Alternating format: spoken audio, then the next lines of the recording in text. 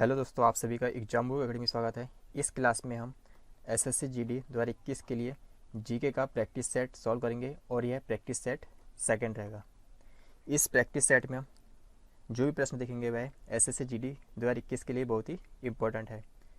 तो हम स्टार्ट करते हैं पहले प्रश्न से। पहला प्रश्न क्या कह रहा है कि अंतर्राष्ट्रीय मातृभाषा दिवस कब मनाया जाता है। हमें बताना है कि अंतर्राष्ट्रीय मातृभाषा दिवस कब मनाया जाता है। तो अंतर्राष्ट्रीय मातृभाषा जो दिवस है 21 फरवरी को मनाया जाता है। 21 फरवरी को अंतर्राष्ट्रीय मातृभाषा दिवस मनाया जाता है। उसके बाद हम बात करते हैं 22 अप्रैल को। तो 22 अप्रैल को पृथ्वी दिवस मनाया जाता है। 22 अप्रैल को पृथ्वी दिवस मनाया जाता है। उसके बाद 22 मई को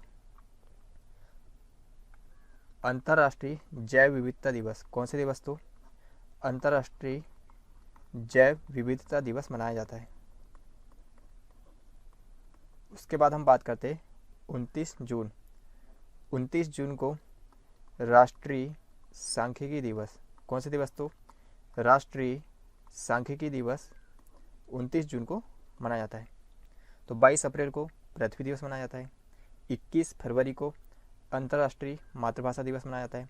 22 मई को अंतर्राष्ट्रीय जैव विविधता दिवस मनाया जाता है। उसके बाद 29 जून को राष्ट्रीय सांख्यिकी दिवस मनाया जाता है। हमारा प्रश्न क्या था कि अंतर्राष्ट्रीय मातृभाषा दिवस कब मनाया जाता है। तो अंतर्राष्ट्रीय मातृभाषा दिवस 21 फरवरी को मनाया जाता है। तो ऑप्शन नंबर जो बी है इस प्रश्न का करेक्ट आंसर है। अब देखते अगले प्रश्न पे। प्रश्न 2 क्या कह रहा है कि हर टच क्या मापने की यूनिट है। हमें बताना कि हर टच क्या मापने की यूनिट है। तो इस प्रश्न का राइट आंसर होगा तरंगों की आवृत्ति। हर टच तरंगों की आवृत्ति मापने की यूनिट है। तो ऑप्शन नंबर जो सी है इस प्रश्न का करेक्ट आंसर है। अब देखते अगले प्रश्न पे। प्रश्न 3 क्या कह रहा है कि किस प्रसिद्ध शासक को शिलालेखों का जनक कहा जाता है। हमें बताना कि किस प्रसिद्ध शासक को शिलालेखों का जनक कहा जाता है। तो शिलालेखों का जनक अशोक को कहा जाता है। किसे कहा जाता है? तो अशोक को कहा जाता है। तो ऑप्शन नंबर जो ए है इस प्रश्न का करेक्ट आंसर है। अब देखते अगले प्रश्न पे।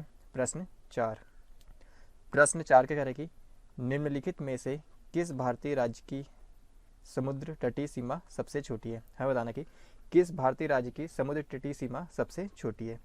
तो इस प्रश्न का राइट आंसर होगा गोवा। गोवा जो राज्य है इसकी समुद्र तटीय सीमा सबसे छोटी है। तो ऑप्शन नंबर जो बी है इस प्रश्न का करेक्ट आंसर है। अब देखते अगले प्रश्न पे। प्रश्न 5 क्या कह रहा है कि सुगम भारत ऐप का संबंध किस समूह से है। हमें बताना कि सुगम भारत ऐप का संबंध किससे है। तो सुगम भारत ऐप का जो संबंध है वह दिव्यांगजन से है। किससे है? तो दिव्यांगजन से है। सुगम भारत ऐप का संबंध दिव्यांगजन से है। तो ऑप्शन नंबर जो बी है इस प्रश्न का करेक्ट आंसर है। अब देखते अगले प्रश्न पे। प्रश्न 6 क्या कह रहा है कि संविधान के किस संशोधन द्वारा मतदान की आयु 21 वर्ष से घटाकर 18 वर्ष की गई। हमें बताना कि संविधान के किस संशोधन द्वारा मतदान की आयु 21 वर्ष से घटाकर 18 वर्ष की गई। तो कौन से संविधान संशोधन के द्वारा? तो 61वें संशोधन के द्वारा। 61वें संशोधन के द्वारा मतदान की आयु 21 वर्ष से घटाकर 18 वर्ष की गई। तो हमारा ऑप्शन नंबर जो बी है इस प्रश्न का करेक्ट आंसर है। अब देखते अगले प्रश्न पे। प्रश्न 7 क्या कह रहा है कि नाटो का मुख्यालय कहाँ है। हमें बताना है कि जो नाटो है इसका मुख्यालय कहाँ है। तो नाटो का मुख्यालय ब्रुसेल्स में है। कहाँ पर है? तो ब्रुसेल्स में है।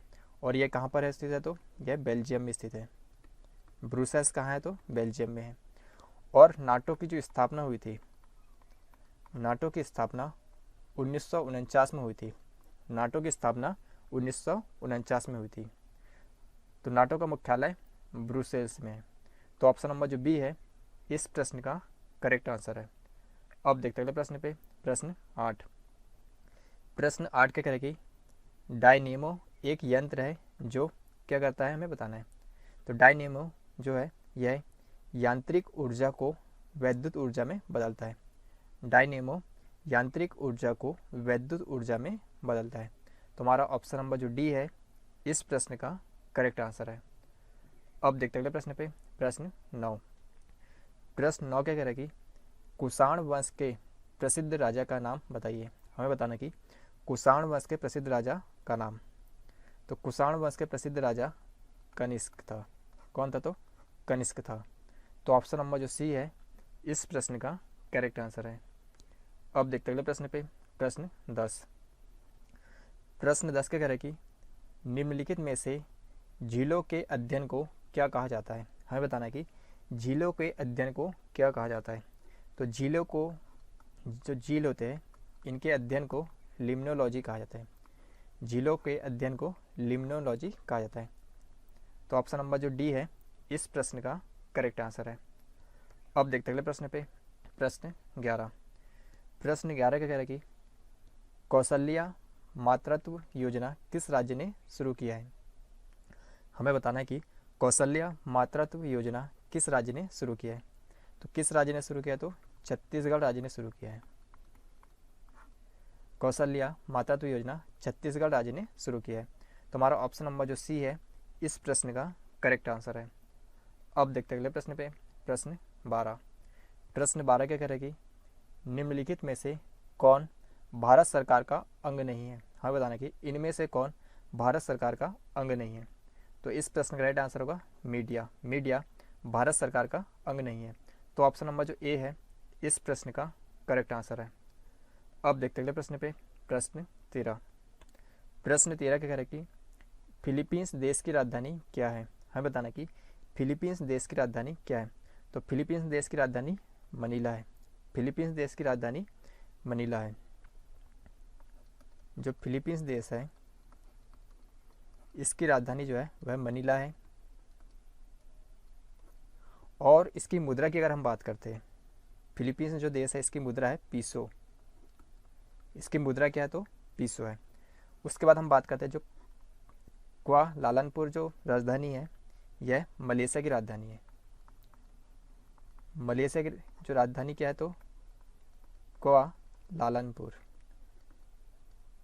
और इसकी मुद्रा की अगर हम बात करते हैं रिंगगिट, इसकी मुद्रा क्या है? तो रिंगगिट। उसके बाद जो बैंकॉक जो राजधानी है यह थाईलैंड की राजधानी है। थाईलैंड जो देश है इसकी राजधानी है बैंकॉक। और इस देश की अगर मुद्रा की बात करते हैं तो इसकी मुद्रा है बेहत। इसकी मुद्रा क्या है? तो बेहत। और जो दोहा जो राजधानी है यह कतर देश की राजधानी है। कतर देश की राजधानी दोहा है। और यहाँ की मुद्रा है जो है वह रियाल है। मुद्रा क्या है? तो रियाल है। तो फिलीपींस देश की राजधानी मनीला है और मुद्रा पीसो है। मलेशिया देश की राजधानी क्वालालंपुर है और मुद्रा रिंगगिट है। थाईलैंड देश की राजधानी बैंकॉक है और मुद्रा बेहत है। कतर देश की राजधानी दोहा है और मुद्रा रियाल है। हमारा प्रश्न क्या है? फिलीपींस देश की राजधानी क्या है? तो फिलीपींस देश की राजधानी मनीला है। क्या है? तो मनीला। ऑप्शन नंबर जो डी है इस प्रश्न का करेक्ट आंसर है। अब देखते अगले प्रश्न पे, प्रश्न 14। प्रश्न 14 क्या कह रहा है कि जब लोहे में जंग लगती है तो उसका भार क्या होता है। हमें बताना है। जब लोहे में जंग लगती है तो उसका भार जो होता है वह बढ़ता है। भार क्या होता है? बढ़ता है। तो ऑप्शन नंबर जो बी है इस प्रश्न का करेक्ट आंसर है। अब देखते अगले प्रश्न पे, प्रश्न 15। प्रश्न 15 क्या कह रहा है कि तराइन का द्वितीय युद्ध किनके बीच लड़ा गया था। हमें बताना है कि तराइन का द्वितीय युद्ध किनके बीच लड़ा गया था। तो तराइन का द्वितीय युद्ध मोहम्मद गौरी तथा पृथ्वीराज चौहान के बीच लड़ा गया था। किस किस के बीच? तो मोहम्मद गौरी तथा पृथ्वीराज चौहान के बीच। और द्वितीय युद्ध जो हुआ था वह 1192 ईस्वी में हुआ था। कब हुआ था? तो 1192 ईस्वी में हुआ था। तुम्हारा ऑप्शन नंबर जो डी है इस प्रश्न का करेक्ट आंसर है। अब देखते अगले प्रश्न पे, प्रश्न 16। प्रश्न 16 क्या कह रहा है कि शिव समुद्रम किस नदी द्वारा बनाया गया जलप्रपात है। हमें बताना कि शिव समुद्रम किस नदी द्वारा बनाया गया जलप्रपात है। तो यह जलप्रपात कावेरी नदी द्वारा बनाया गया है। तो ऑप्शन नंबर जो ए है इस प्रश्न का करेक्ट आंसर है। अब देखते अगले प्रश्न पे, प्रश्न 17। प्रश्न 17 क्या करेगी, स्टारशिप SN10 रॉकेट किसके द्वारा विकसित किया गया है। हमें बताना कि स्टारशिप SN10 रॉकेट किसके द्वारा विकसित किया गया है। तो यह रॉकेट स्पेस एक्स के द्वारा विकसित किया गया है। तो ऑप्शन नंबर जो ए है इस प्रश्न का करेक्ट आंसर है। अब देखते अगले प्रश्न पे, प्रश्न 18।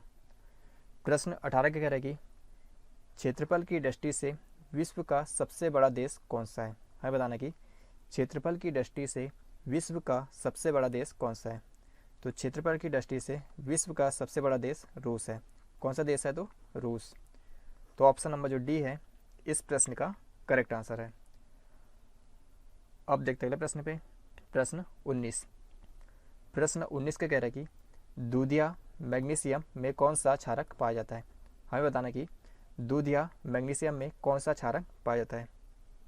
तो दूधिया मैग्नीशियम में मैग्नीशियम हाइड्रोक्साइड पाया जाता है। क्या पाया जाता है, कौन सा क्षारक पाया जाता है, तो मैग्नीशियम हाइड्रोक्साइड। तो ऑप्शन नंबर जो बी है इस प्रश्न का करेक्ट आंसर है। अब देखते अगले प्रश्न पे, प्रश्न 20।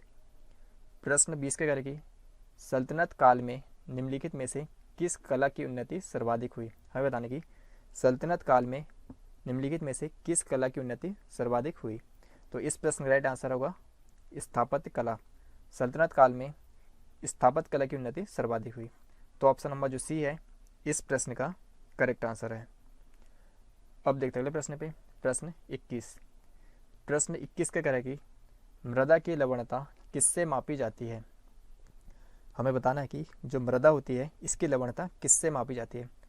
तो मृदा की लवणता चालकता मापी से, किससे, तो चालकता मापी से मापी जाती है। मृदा की लवणता चालकता मापी से मापी जाती है। तो ऑप्शन नंबर जो बी है इस प्रश्न का करेक्ट आंसर है। अब देखते अगले प्रश्न पे, प्रश्न 22। प्रश्न 22 क्या करेगी विश्व की सबसे लंबी नदी कौन सी है। हमें बताना कि विश्व की सबसे लंबी नदी कौन सी है। तो विश्व की सबसे लंबी नदी नील नदी है। कौन सी नदी, तो नील नदी। विश्व की सबसे लंबी नदी नील नदी है।